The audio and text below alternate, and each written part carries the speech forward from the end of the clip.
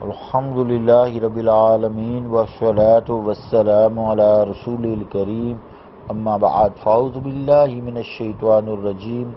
بسم اللہ الرحمن الرحیم۔ عزیزان گرامی قدر، السلام علیکم ورحمۃ اللہ وبرکاتہ۔ راضی فدق کی آمدنی اور اس کی تقسیم پر کل سے گفتگو چل رہی ہے۔ حضرت علی کرم اللہ وجہ سے پہلے جو خلفائے راشدین ہیں رضی اللہ تعالیٰ عنہ، انہوں نے حق ادا کیا جیسا کہ رسالت مآب صلی اللہ علیہ وآلہ وسلم ادا کرتے تھے۔ اگر خدا نخواستہ ان حضرات نے سرور عالم صلی اللہ علیہ وآلہ وسلم کے وارثوں کا حق غصب کیا ہوتا تو حضرت علی مرتضیٰ کرم اللہ وجہ شیر خدا جب سلطنت اسلامیہ کے خود مختار خلیفہ بنے تو یہ آپ کی اولین ذمہ داری تھی کہ اس طرز عمل کو ختم کر کے حضور علیہ الصلوۃ والسلام کے رشتہ داروں کو ان کا حق دیتے، کیونکہ یہ اراضی اموال فی سے ہے۔ اس میں رحمت عالم صلی اللہ علیہ وآلہ وسلم خود پر، جہاد پر یا جہاں آپ کا دل کرتا خرچ کرتے تھے۔ اس میں سے چونکہ مال غنیمت نہیں تھا تو اس لیے مجاہدین کا کوئی حصہ نہیں تھا، یہ ساری آمدن خاندان نبوت صلی اللہ علیہ وآلہ وسلم پر خرچ ہوتی تھی، یا پھر جہاد وغیرہ پر، یا جیسے وہ چاہتے، کیونکہ ملکیت جو اہل بیت کی تھی، اس وقت ملکیت سے مراد جو ہے اس کی آمدنی کی ملکیت، کیونکہ رسولوں کی وراثت نہیں ہوتی، رسولوں کی وراثت نہیں ہوتی، حدیثوں میں یہی آیا ہے۔ بہرحال حضرت علی کرم اللہ وجہ جب خلافت پر متمکن ہوئے تو آپ نے بھی وہی حق ادا کیا، حضور علیہ الصلوۃ والسلام کے رشتہ داروں کو ان کا حق دیتے رہے۔ سیدنا علی کرم اللہ وجہ کی شہادت کے بعد پھر حضرت امام حسن رضی اللہ تعالیٰ عنہ خلیفہ بنے۔ یہ 5ویں خلیفہ ہیں، 6 ماہ تک، تقریباً 5 ماہ 25 دن کو بتاتے ہیں، بلکہ 6 ماہ جو ہے آپ خلافت پر متمکن رہے۔ آپ نے بھی وہی طریقہ اپنایا، اسی طریقہ پر گامزن رہے۔ آپ کے بعد حضرت امام حسین علیہ السلام کو یہ ذمہ داری تفویض ہوئی، اور جناب امام علی مقام رضی اللہ تعالیٰ عنہ نے بھی اسی طرح اس کی آمدنی کو خرچ کیا، جس طرح پہلے ان سے اولو العزم خلفاء کا معمول تھا۔ آپ کے بعد پھر آپ کے فرزند حضرت زین العابدین رضی اللہ تعالیٰ عنہ اور آپ کے بھتیجے حضرت حسن بن حسن علیہ السلام نے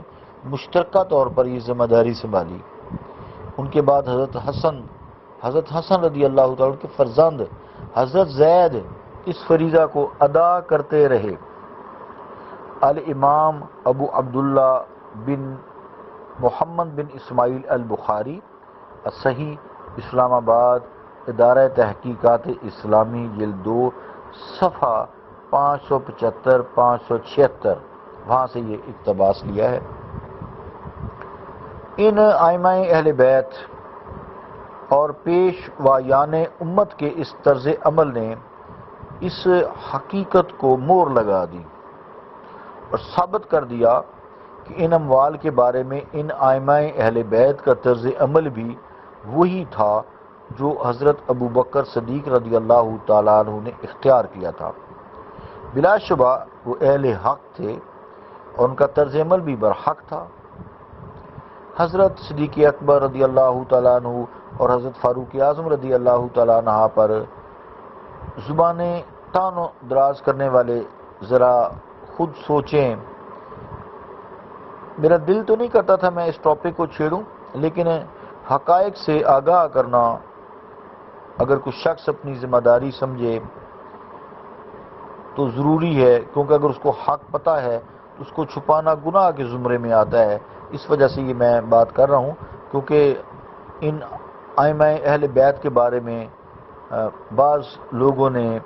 بہت سارا کام گڑبڑ کیا ہے اور غلط ملت جو ہے فتوے دیے ہیں۔ باغ فدق کا مسئلہ کیونکہ امت مسلمہ میں پھر عرصہ دراز سے متنازع فی رہا ہے اور دشمنان اسلام نے امت مسلمہ کے اتحاد و اتفاق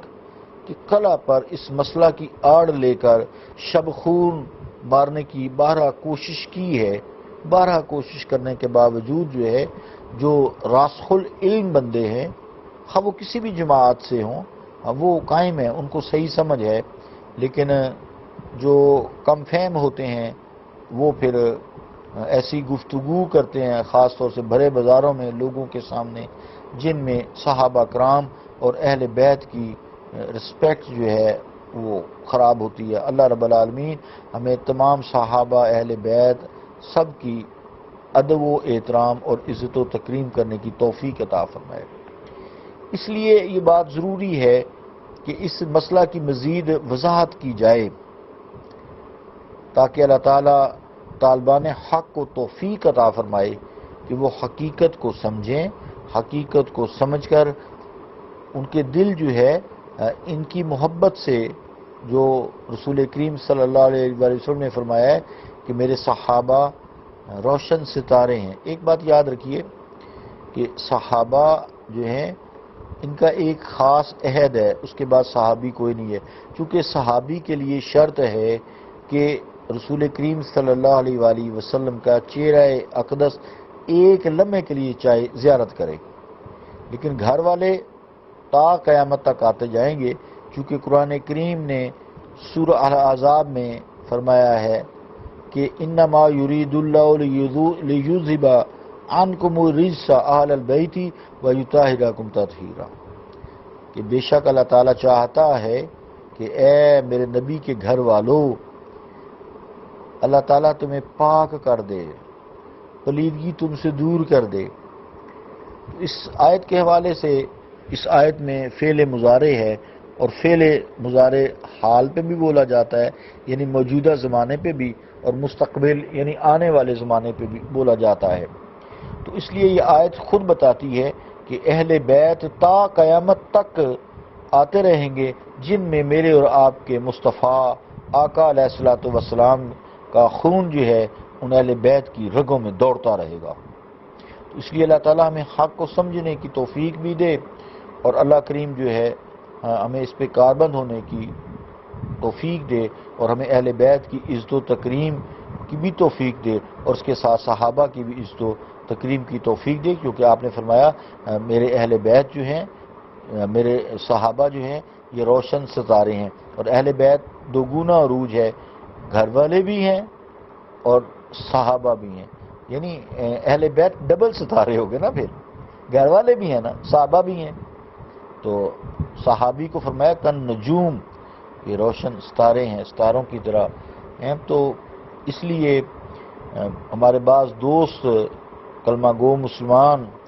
بڑے تمطراق سے یہ کہتے ہیں کہ حضرت ابوبکر صدیق رضی اللہ تعالیٰ عنہ نے حضرت سیدہ النساء فاطمہ الزہرا رضی اللہ تعالیٰ عنہا سے باغ فدق چھین لیا، ان پر پھر ظلم کیا، استغفر اللہ استغفر اللہ، ان کی دل آزاری کی، استغفر اللہ۔ حضرت عمر فاروق پر بھی ان کے ہم نوا ان کے الزام لگاتے ہیں۔ تو بہرحال اس موقع پر وہ پھر شائستگی اور شرافت کی تمام حدود کو پھلانگ جاتے ہیں۔ پھر ان کے ذکر سے میں دانستہ اعتراض بھی کرتا ہوں کہ یہ ٹھیک نہیں ہے۔ ہم سب لوگ کلمہ گو مسلمان ہیں، اللہ رب العالمین ہمیں وحدت کی توفیق عطا فرمائے، امت کو ایک رہنے کی توفیق عطا فرمائے۔ تو یہاں مسئلہ الجھانا نہیں ہے، بلکہ میں یہ آئندہ گفتگو میری چلتی جائے گی قرآن کریم کے حوالے سے بھی، تاکہ سلجھا جائے، اس مسئلے کو سلجھایا جائے، جو شک و شبہات ہیں ان کو دور کیا جائے، بجائے ہوا دینے کے جو ماحول غبار آلود ہے اس کو سلجھایا جائے، غبار جو ہے